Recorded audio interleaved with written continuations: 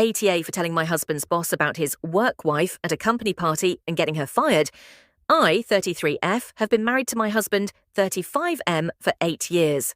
He's always been loyal, hardworking, and honest, until recently when a new woman joined his office. Let's call her Ria. From the start, I noticed she got a little too close to my husband. Constant texts, tagging him in stories, bringing him food, calling him my favourite co-worker, and jokingly referring to him as her work husband. I tried to ignore it. I told myself it's just office fun, until my husband started dressing better, coming home late and acting distant.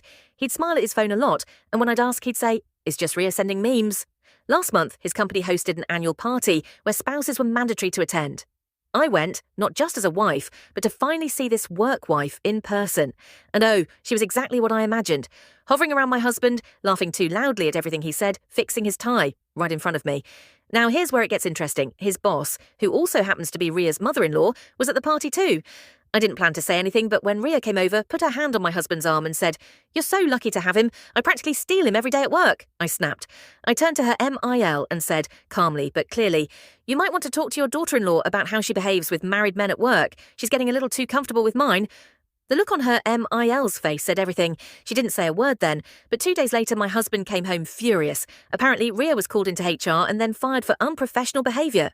Now my husband is livid, saying I embarrassed him and overreacted. But honestly, watching another woman flirt with my husband in front of me, and her own mother-in-law no less, was humiliating. So Reddit, ATA for calling her out at the party and basically getting her fired?